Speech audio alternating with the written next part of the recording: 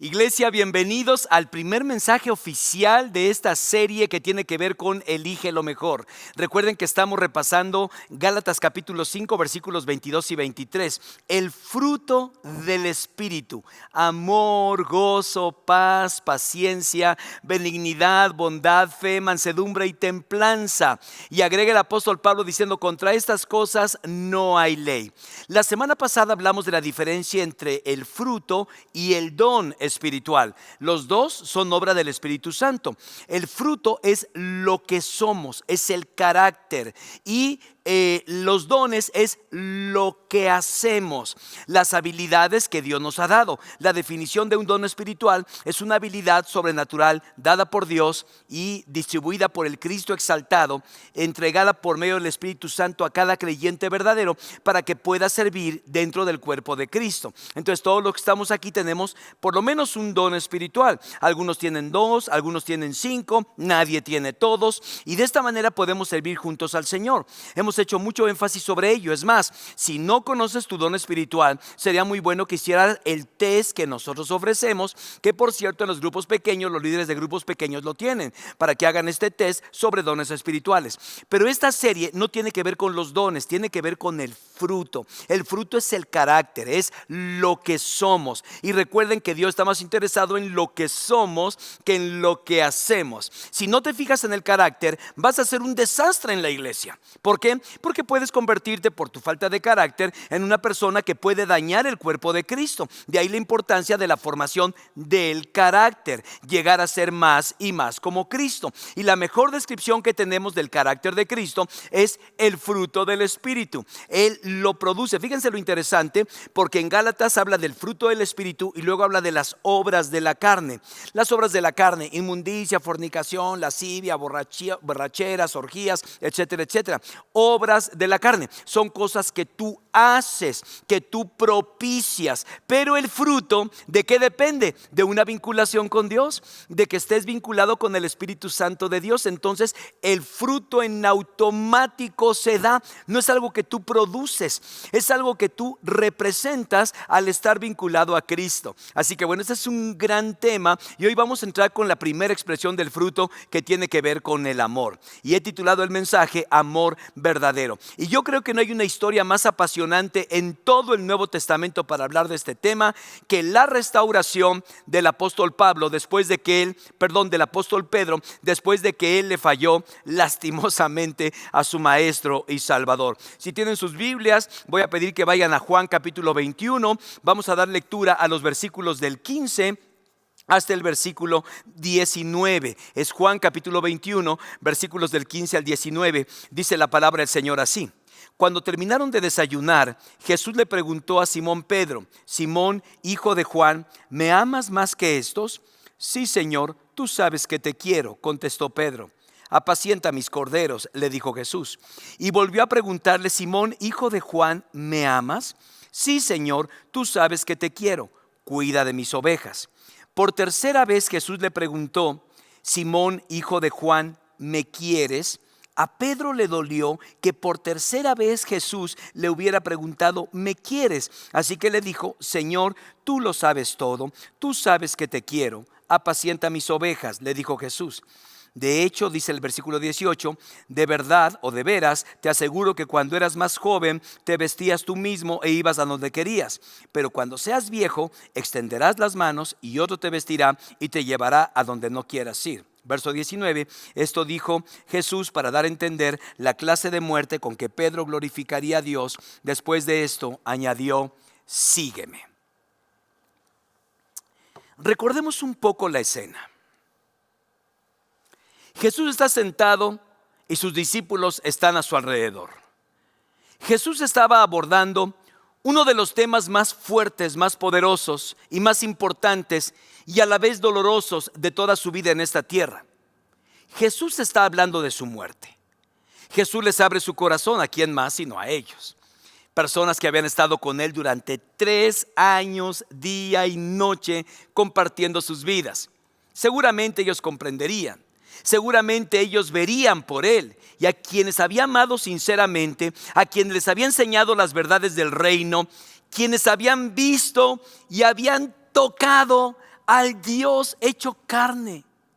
Jesús dijo también a la vez que lo matarían al autor de la vida. Y todos, dijo Jesús, todos se escandalizarán y lo abandonarían.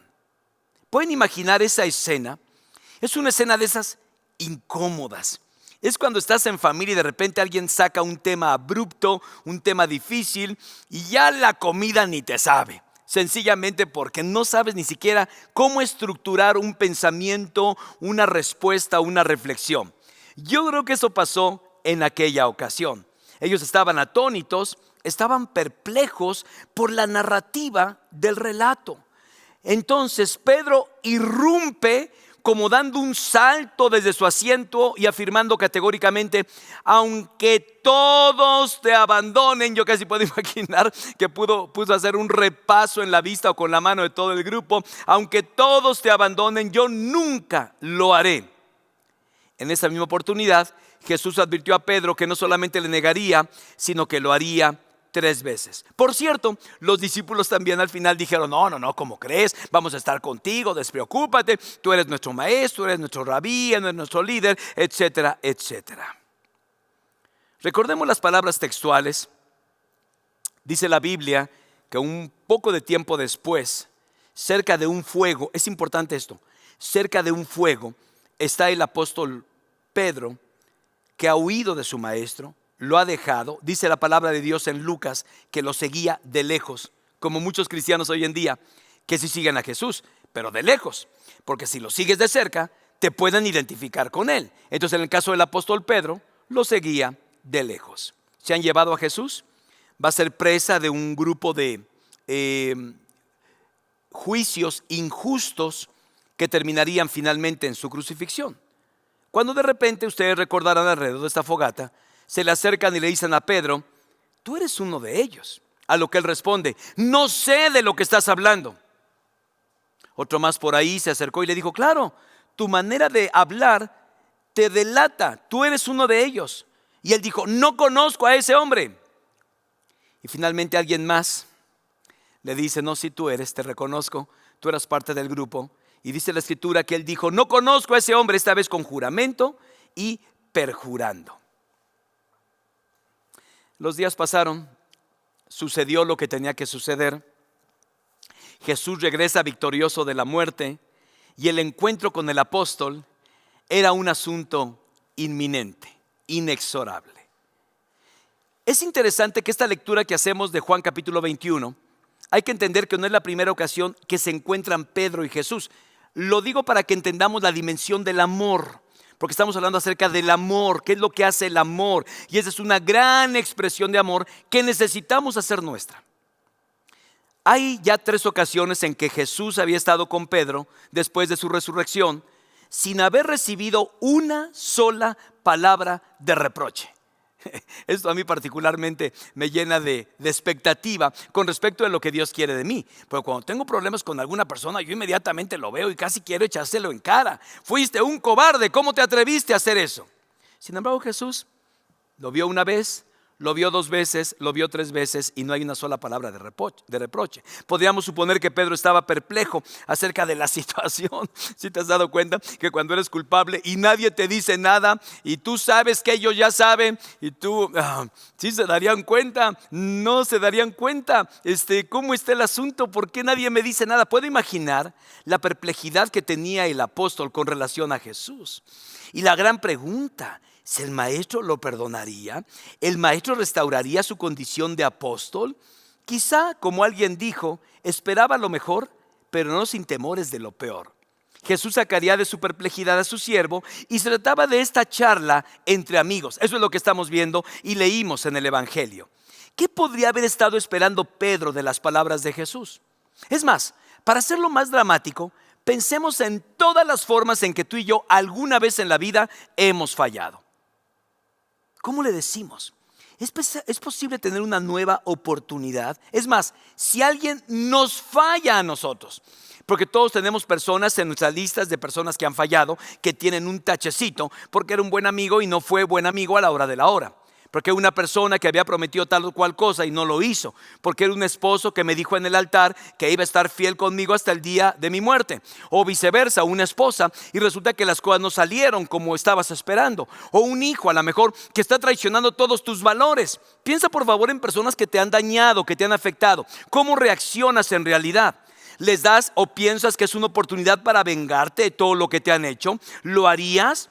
Lo más probable es que sí. Sin embargo, raro, ese día Jesús no lo hizo. Ahora, por haber negado 3 veces a su maestro, no podía esperar otra cosa que ser reprendido por su ingratitud. Creo que para este tiempo la mirada silenciosa de Jesús sobre el apóstol, al haber negado miserablemente a su maestro, y dice la escritura que salió de aquel lugar y lloró amargamente. Lloró amargamente. ¿Qué significa eso? Que había experimentado el dolor de esta traición tan fuerte hacia su maestro. Querido, las promesas que tú y yo en alguna vez o oportunidad hemos realizado, sin lugar a dudas, han dejado la misma impresión en Dios en nuestra vida. Porque tú y yo hemos venido aquí y le hemos prometido que ahora sí voy a ser una buena mamá, ahora sí voy a ser un buen papá, ahora sí voy a ser un buen cristiano, ahora sí voy a estar dándote con liberalidad, ahora sí voy a servir en un ministerio, ahora sí. ¿Cuántas promesas han escuchado este lugar de cosas que sencillamente claudicaste en el intento y no lo hiciste? ¿Qué es realmente lo que nos duele? Cuando le fallas a Dios. ¿El haberlo ofendido a Él o la posibilidad de perder un privilegio? Piénsalo. A lo mejor Dios te bendice con prosperidad y no haces bien las cosas. No pones a Dios en primer lugar y de repente todo eso desaparece. Y lo digo porque ha habido muchas personas que he sido testigo de que siendo prósperas lo perdieron todo y están profundamente arrepentidos. Pero no tan arrepentidos, escuchen esto, por lo que hicieron, sino por lo que perdieron. Son dos cosas completamente diferentes. No, ya no lo voy a volver a hacer. Yo sabía que tenía que cuidar mi salud y me descuidé y ahora estoy enfermo. Y estoy arrepentido de estar. No estás arrepentido de estar enfermo. No estás arrepentido de lo que hiciste, estás arrepentido porque ahora perdiste la salud. ¿Sí captamos el punto? Ahora, Jesús cuestiona al apóstol Pedro acerca de su amor por él. Y este es el tema central. Porque el único camino para la restauración siempre será el amor. No podrás restaurar si no hay amor. No podrás ser restaurado si la persona que te va a restaurar no tiene amor. Así que vamos a ver la manera que Jesús tiene para reflejar amor hacia alguien que lo requiere desesperadamente. Y vamos a ver 3 cosas importantes que tú y yo podemos hacer nuestras el día de hoy. Número 1, anota. El amor verdadero, número 1, busca el lugar y el tiempo correcto. Me encanta esto. Busca el lugar y el tiempo correcto. Dice el versículo 15 en esta versión de Juan capítulo 21, cuando acabaron de desayunar. Vamos a quedarnos con esa frasecita por un momento, porque para mí es interesante que Juan haya puesto este antecedente, porque pudo haber dicho y de repente empezaron a platicar Jesús y Juan, etcétera, etcétera, Jesús y Pedro. Sin embargo, dice que es una charla entre amigos. Es decir, entre el evento de la negación y la entrevista han pasado días. Seguramente días de reflexión, de análisis, días de recuerdos dolorosos, pero especialmente largos días de lágrimas y arrepentimiento. El lugar, la playa, alrededor de un fuego. Es interesante, porque dice la escritura que cuando Jesús está en la playa, había un fuego y había un pescado preparado. Entonces el fuego fue testigo de la traición y ahora el fuego sería testigo de la reconciliación. Hay varias cosas que llaman mi atención de buscar el lugar y el tiempo correcto. En primer lugar, no hay precipitación. Es una de las cosas que me llama la atención de lo que hace el amor. No obstante la vileza de lo que hizo Pedro, Jesús les da tiempo para analizar lo sucedido. Y eso tenemos que hacer nosotros cuando estamos disciplinando a un hijo, cuando vamos a platicar con un cónyuge que ha fallado, a un colaborador que no ha hecho bien las cosas. Necesitamos no precipitarnos en el proceso.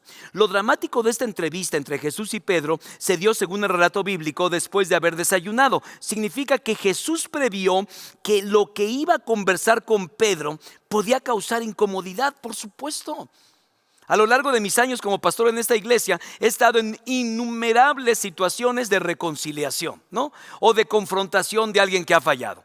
Y siempre tenemos que buscar un lugar correcto, un lugar donde la persona pueda explayarse, un lugar donde la persona pueda llorar. ¿Por qué? Porque en el caso de Pedro, lo que había sucedido, obviamente le había traído incomodidad. Pedro era consciente de haber incurrido en el desagrado de Jesús por haber negado 3 veces a su maestro y no podía esperar otra cosa que ser reprendido por él. Es decir, como diciendo, a ver, pues, ¿por qué me estás diciendo esas cosas? No, él lo esperaba. Tú y yo lo sabemos perfectamente cuando hemos fallado y somos sorprendidos, pues que alguien nos diga. Algunos se hacen los sorprendidos, son bastante simpáticos, ¿verdad? ¿Yo? ¿A qué hora? No, oye, está la cámara y aquí está el video. Ah, bueno, no soy yo. Así dice la gente hoy en día, ¿verdad? No soy yo, no era yo el que estaba allí en el video, ¿verdad? Es un truco de inteligencia artificial. Sin embargo, en el caso de Jesús no fue así. La restauración es un asunto fácil. Por eso Jesús toma tiempo y espera el lugar correcto, junto a la playa, a un lado de las brasas que se extinguen. Acaban de desayunar. Segundo, no hay resentimiento. No hay precipitación, pero tampoco hay resentimiento. Antes de llegar a este momento, ya habían pasado algunas cosas de suma importancia. Si vas al Evangelio, te vas a dar cuenta que la primera aparición con sus discípulos, ahí estuvo, ¿verdad? Con todos, y Jesús llega y les dice, paz a vosotros, menos a ti, Pedro. Eres un cobarde. No dice la Biblia eso, ¿verdad? Quizá algunos hubiéramos hecho esto, ¿verdad? 1, 2, 3 por todos mis compañeros, menos por aquel que no dio dinero para mi cumpleaños. En el caso de Jesús dice paz a todos. La paz y la bendición de Jesús era y estaba incluido el mismo apóstol que lo había de alguna manera negado. Ahora, por ejemplo, la primera aparición con sus discípulos, luego la confrontación con Tomás el incrédulo, ¿se acuerdan? Porque Tomás en esa primera reunión no estuvo. Entonces le digo, no, hasta que yo no meta mi dedo, hasta que yo no vea las heridas y meta mi mano en las heridas de Jesús, no voy a creer. Pero ¿qué me dicen de la pesca donde Jesús intervino y la bendición de Dios vino sobre ellos? Fue tal cantidad de peces que ya no podían con ella. Fue una gran pesca. ¿Qué significa esto? Escucha bien esto, que esto es oro molido. El amor no guarda resentimiento.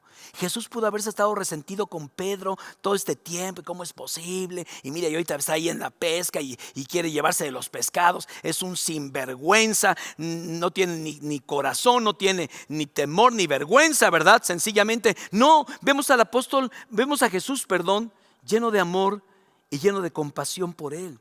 Jesús no estaba resentido con Pedro. El problema entre Jesús y Pedro no era un problema de Jesús, era un problema de Pedro. Y eso me muestra lo que sucede entre tú y Dios cuando tú fallas. Dios no es el problema, tú eres el problema, querido. Tú tienes que ir y arreglar la relación con Dios. En realidad, no es Dios quien tiene el problema. Soy yo el que necesito el toque restaurador y amoroso de Dios. Este rasgo del amor de Jesús no deja de sorprenderme. Y hay una tercera característica: hay comprensión y gracia. Me llama la atención porque no hay reproche. Debería de haber reproche. Eres un falso, eres un cobarde. O sea, si Jesús hubiera usado todos esos epítetos, todos estaríamos tranquilos. No pensamos, ay Jesús, ¿por qué fuiste tan fuerte con él? Merecía eso y mucho más. Sin embargo, no hay preguntas como, ¿por qué me fallaste? ¿Por qué te acobardaste? Tampoco hay reclamos sobre sus promesas incumplidas, sino paciencia, ternura, amor. Sobre todo cuando a ciencia cierta sabemos que hemos fallado. Querido, por más que vayas por la vida creyendo que no necesitas a Dios, que las cosas van bien sin Él, te recuerdo que Él está listo para proveer el momento adecuado para tocar tu vida y darte lo que necesitas: restauración, en el momento y en el lugar menos esperado. En segundo lugar, el verdadero amor va a la raíz del problema. Escuchen esto: en la restauración, el verdadero amor va a la raíz del problema. La pregunta de Jesús es interesante y es una pregunta que se repite 3 veces. Voy a hablar un poquito acerca de la estructura de esta pregunta en el idioma original. Pero dice de entrada el Evangelio: Simón, hijo de Juan, ¿me amas más que estos? Fíjase que esta triple pregunta de Jesús hacia Pedro es una pregunta que tiene un sentido espiritual muy profundo, dado que no se trataba de una necia insistencia. De hecho, es más, cuando tú tienes tu Biblia y ves la versión 60, de repente dice, ¿me amas? Sí, te amo. Segunda vez, ¿me amas? Sí, te amo. Tercera vez, ¿me amas? Sí, te amo. Si tú ves la versión 60, la Reina Valera, parece Jesús un necio. ¿Por qué? Porque hace una pregunta, él la responde, sí te amo. Oye, ¿de veras me amas?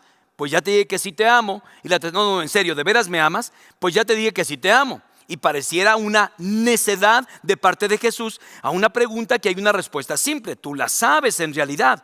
Ahora, Pedro había negado al Señor 3 veces. Ahora, Jesús quiere oír 3 declaraciones de amor incondicional. Y eso es lo que sucede. Al amor, o el amor que el Señor debería estar por encima de todos y de todo. Pero desafortunadamente sabemos, y Jesús sabe, que a menudo luchamos contra lealtad a Él. Hay veces que amamos más al esposo, a la esposa, al hijo, al novio, al trabajo, a lo que sea. Lo amamos más que a Él y batallamos con eso, y Jesús lo sabe. Constantemente luchamos en áreas de nuestra vida sobre las decisiones que tomamos, y de repente hay que indagar quién está en el trono de tu corazón. Y esta pregunta trata con eso. ¿Quién está en el trono de tu corazón? ¿Verdaderamente ahí estás? ¿Ahí está Dios? ¿Él es lo más importante? Bueno, yo creo que todos los que estamos aquí, eso espero, alguna vez hemos declarado al Señor nuestro amor y nuestra fidelidad. Le hemos dicho: Señor, tú eres lo más importante de mi vida. Y le hemos declarado nuestro servicio incondicional. Le hemos reiterado en ocasiones que cuente con nosotros para lo que necesite. Pero al mismo tiempo, casi de la noche a la mañana, olvidamos todas las promesas que algún día le hicimos. Entonces, esta historia tiene que ver contigo y conmigo, porque a menudo pensamos: no, pues Pedro, no, y lo vemos tan lejano como hace 2000 años. Pero la historia se sigue repitiendo, y el amor restaurador de Dios sigue vigente para nosotros hoy. Y no solamente sigue vigente, sino que nos invita a tener esa clase de amor, sobre todo cuando las personas nos fallan. ¿Y cuál debe ser nuestra actitud? ¿Me amas? ¿Me amas? El verbo griego es agapán, que denota amor de calidad superior, el que se ofrece incluso a indignos. El amor que le estaba diciendo Jesús a Pedro: ¿me amas? Con ese amor que aún no puede ser correspondido y sigue siendo amor. Esta es una buena, indiscutible prueba de que si verdaderamente somos seguidores del Señor, debemos preguntarnos: ¿amamos a Dios con esta capacidad? Parece que esa pregunta que Jesús le dice a Pedro: Pedro, tengo motivos suficientes para sospechar que me amas. Así de simple. Es cuando 2 esposos dicen que se aman y de repente uno engaña. Oye, pues yo creo que no, que pasa que solo fue sexo. No, a ver, tranquilo. Se supone que si me amas no me harías eso. Lo interesante es que Jesús toca ese tema. Tengo motivos suficientes para sospechar de tu amor, porque si me amases de verdad, no te habrías avergonzado de confesar que eras un discípulo mío cuando yo estaba en uno de mis más graves sufrimientos. No debemos pensar que se nos haga una afrenta si Jesús examina y cuestiona muchas de las cosas que hacemos, como diciendo: ay, Señor, pero ¿por qué me tratas así? Cuando en realidad nos los hemos ganado a pulso. Déjame hablar un poquito acerca de la posible construcción de las preguntas. El griego nos permite posibles traducciones o posibles interpretaciones. Primera de ellas: ¿me amas más que a estos? Hablando de sus discípulos. Esta interpretación se puede descartar de entrada, pues no tiene ninguna base ni en el texto ni en el contexto, pero sí sirve para hacer una aplicación espiritual. El amor a Jesucristo debe ir por delante de cualquier otro amor, incluyendo el amor al padre, a la madre, esposa, hijos, aún nuestra propia vida. Es más, el mismo Juan en el capítulo 4 versículo 20 nos ofrece el mejor resumen acerca de este tema, pues nos dice que el amor al prójimo es necesaria la manifestación del amor genuino hacia Dios. El amor a Dios es el fundamento para que yo pueda amar a los demás. Segunda construcción posible: ¿me amas más a mí que estas cosas? Esto pudiera ser que Jesús apuntó la barca, las redes, los peces. Esta es una opinión de los que piensan que Pedro y los demás discípulos hacían mal en salir a pescar. Oye, acaba de resucitar el maestro y tú andas como que volviste a tu vida, como que regresaste a tu vida, como que no hay ningún problema en realidad, cuando en realidad tendrías que haber estado predicando el evangelio. Pero aquí la pregunta de Jesús sería: ¿estás dispuesto a renunciar a las cosas y abandonar todas las esperanzas de hacer una carrera exitosa, abandonar un trabajo estable, una comodidad razonable, a fin de entregarte a mi servicio? Parece que las circunstancias cambian, ¿verdad? Puede haber sido un desafío para Pedro que tomara la decisión final de entregar toda su vida a la predicación del Evangelio y al cuidado del rebaño de Dios. O tercera posibilidad, ¿me amas más que estos? ¿Qué significa esto? Miren, ese día, el primero que se levantó y dijo, aunque todos se escandalicen, yo jamás te voy a negar. Eso significa que Pedro amaba más a Jesús que el resto de los que se quedaron callados. Y ahora Jesús le pregunta, oye, ya después de esta experiencia dolorosa, ¿todavía te atreves a decir que me amas más que estos? Interesante, porque a menudo pensamos que nuestro amor por el Señor es mayor de las personas que nos rodean. La única razón por la que Jesús hace esta pregunta a Pedro y la repite 3 veces es porque Pedro había asegurado en el aposento alto, aunque todos se escandalicen de ti, yo nunca le haré. Aunque todos, dice Marcos 14, aunque todos sufran tropiezo, yo no. ¿Qué significa esto? Que Pedro se había sentido mejor y superior a los demás. Y eso nos puede pasar a ti y a mí. Yo sí soy un buen cristiano, yo sí vengo todos los domingos, yo sí doy mi diezmo, yo sí sirvo en un ministerio. El que piensa estar firme, mire que no caiga. Ahora, la construcción de las respuestas. Rápidamente déjame darte algunas posibilidades de las respuestas, porque hay variaciones en el contexto. Para las 2 primeras preguntas realizadas por Pedro, él usa el verbo agapasme, es decir, me amas con este amor superior.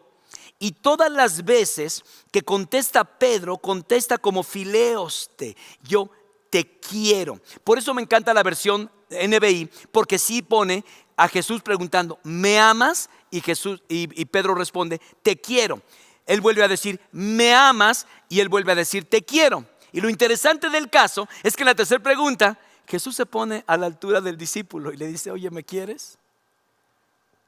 Y él le dice, tú sabes que te quiero. ¿Qué significa esto? Hagamos memoria unos cuantos días y de repente Pedro hablando con el maestro y diciéndole, ¿por qué no puedo seguirte ahora? Yo daría la vida por ti. Y si no parece suficiente, vean lo que dice Mateo, aunque todos te abandonen, yo nunca más lo voy a hacer. Ahora aquí encontramos a un Pedro más mesurado, ¿sí? Pudo haber dicho, sí, Señor, tú sabes que yo... No, en realidad te quiero. Yo pensaba que sí te amaba. Esto hacen las caídas en la vida. Nos ubican, nos ponen en el contexto correcto, nos enseñan, nos hacen humildes. Porque encontramos al apóstol Pedro gritando, sí, aunque todos se escandalicen. Y ahora es más mesurado. Ahora dice, tú sabes todas las cosas. Tú sabes que te amo. Tú sabes que te quiero. La tercera respuesta, y es bueno saber que nuestro buen Dios tiene conocimiento exhaustivo de todo lo que somos y hacemos. Primero, el verbo saber. Él dice, tú sabes que te quiero. El verbo saber indica conocimiento experimental, empírico. Es algo que tú has experimentado por la experiencia de los sentidos y la razón. Y el verbo conocer, porque él usa 2 verbos, saber y conocer, indica una penetración afectiva, subjetiva, fruto del amor. Pedro invitó a Jesús a que diera testimonio de algo que él sabe muy bien. Y es que el único que realmente sabe si amamos al Señor, pues es Él. Nosotros podemos ver lo que la gente hace y quizás hasta decir, yo creo que este no ama a Dios. Mira la manera como viste, somos tan terriblemente malos, ¿no? Yo no creo que este ama. Haces un juicio cuando lo único que sabes, si tú que estás juzgando, lo amas tanto como dices que lo amas. Pero Pedro está desnudado. Pedro dice, yo no sé, Señor, tú lo sabes todo, no me voy a poner aquí otra vez, ¿verdad? Para un hipócrita, por fuerza ha de causarle terror el mero pensamiento de que Jesús conoce todas las cosas. Pero para un creyente sincero es un consuelo saber que aunque digan otros lo que digan, Jesús conoce perfectamente el estado de su conciencia y la sinceridad de tu corazón. Esto hace el amor verdadero, va a la raíz del problema. Y en tercer y último lugar, el amor que restaura, el amor verdadero, nos devuelve los privilegios perdidos. Anota esto, nos devuelve los privilegios perdidos. hay una frasecita que aparece varias veces, como son 3 preguntas, 3 respuestas, 3 encargos, ¿sí? Cuida de mis ovejas. Así, de la misma manera en que Pedro es cuestionado acerca de su amor por el Señor, y de la misma manera en que Pedro responde, de la misma manera Jesús le da un encargo a Pedro, repitiéndoselo 3 veces. Apacienta mis corderitos, pastorea mis ovejas, apacienta mis ovejas. A ver, ¿qué significa esto? Le concedió un triple privilegio como muestra de su total restauración. Y es que ese es el objetivo de la restauración. No solamente que pague lo que hizo, pastor. Fue terrible lo que hizo, que pague. A ver, espérame. Siempre en el Nuevo Testamento la idea de restauración es como cuando se te zafa un brazo. Quienes han tenido esa dolorosa experiencia que se les zafe un brazo, un hombro, ¿verdad? El hombro, pues de repente llegan con el hospital y dicen, no, aquí ahorita se lo cortamos. ¿Cómo que se lo cortamos? No, nada más hay que acomodarlo y ahí agárrese, a ver, muerda por favor esta toalla o algo, dependiendo, ¿verdad? A lo mejor no hay otra alternativa y se lo colocan. Es decir, restaurar significa volver al hueso, volver al hombro en su lugar original, regresarlo a su lugar original. La restauración siempre es esa. Tú, si alguien te ha fallado, la relación tiene que volver a su mismo lugar. Ese sería el objeto. Tienes un hijo que te ha fallado, la idea es que vuelva a tener los mismos privilegios. No solamente los mismos, hasta más grandes privilegios, porque eso es lo que hace Dios en la vida. Cuida compasivamente de los débiles. Esas serían 3 posibles respuestas de Jesús cuando está diciendo, sí, tú sabes que te quiero. Hay en el rebaño de Dios quienes son llamados corderos, es decir, ovejas pequeñitas. Ellas necesitan un cuidado especial. Son todos ustedes que tienen muy poquito tiempo de conocer al Señor. Según la Biblia, ustedes son corderitos. ¿Por qué? Porque tienen dudas, tienen preguntas, hay temores. Y Jesús le dice a Pedro, oye, te los encomiendo, comienza por esto.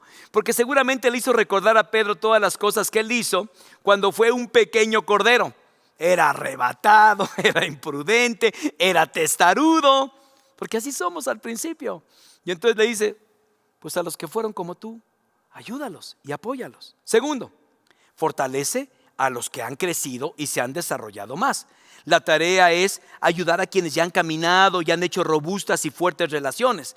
También ve por ellos. Debes evitar el estancamiento espiritual, porque hay personas que van creciendo bonito y de repente ¡pum!, se estabilizan. Y ahí se quedan el resto de su vida. Hay muchas personas en todas las iglesias, esta la incluye también, donde se quedaron estancados. Ya nada extraordinario, sencillamente están flat, no hacen nada bueno, no hacen nada malo y piensan que eso es la vida cristiana. Se llama estancamiento espiritual. Y no hay nada peor en la vida que el estancamiento espiritual. La Biblia le llama tibieza. Y dice la palabra que a los tibios los vomito de mi boca.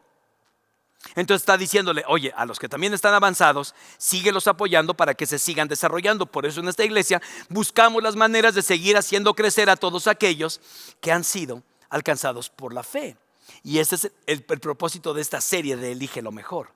Y finalmente alimenta y sustenta a ambos grupos. Las 2 tareas de Pedro son por demás interesantes. Literalmente es darles de comer y guíalos en el camino correcto. Dales de comer y guíalos por el camino correcto. Ahora quizá algunos están preguntando si esta restauración de Pedro y sus tareas asignadas tiene que ver con nosotros en particular. Yo digo, por supuesto, querido, Dios no nos bendice por nuestra linda cara, sino nos bendice para ser un canal de ayuda y de amor y de bendición a otros. Es como la vida. Al principio de nuestra existencia somos totalmente dependientes, ¿no? Nuestros papás nos dan absolutamente todo, desde que somos bebecitos. Nos ayudan a comer, nos cambian, nos bañan, nos vacunan, todo. Completamente dependientes. Pero nuestro papel en esta vida es madurar, y el aspecto espiritual es que ahora tú ayudes a otros de la misma manera. Eso hace la restauración. Es más, déjame decirte, si tú ya has sido restaurado por Dios, tú deberías estar restaurando a otros. Este es el contexto de esta historia. Este es el amor verdadero. Por eso quise tocar este tema, porque sin lugar a dudas no hay una historia que refleje más grande el amor de Jesús en acción. Amar a Dios con todo nuestro ser y reflejar ese amor en nuestro carácter es el anhelo del corazón de Dios. Por eso hoy te animo a que elijas lo mejor, a que le digas, Señor, quiero tener el carácter amoroso de tu Hijo en todas mis relaciones interpersonales. Si es tu deseo, haz conmigo esta oración.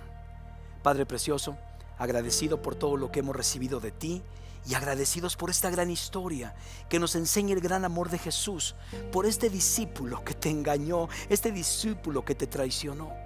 Y ahora, Señor, vimos la manera como tú lo restauras y se convirtió en una pieza clave para el avance de tu reino en esta tierra. Gracias porque a nosotros también nos has restaurado, si no, no estaríamos aquí. Pero ahora permítenos dar esa misma clase de amor, esa clase de amor que nos diste para poder bendecir a las personas que nos rodean. Señor, que esta expresión del fruto sea característica de todos los que somos parte de esta gran familia de fe. Te lo suplicamos en el nombre de Jesús. Amén. Elijan lo mejor. Que el Señor los bendiga.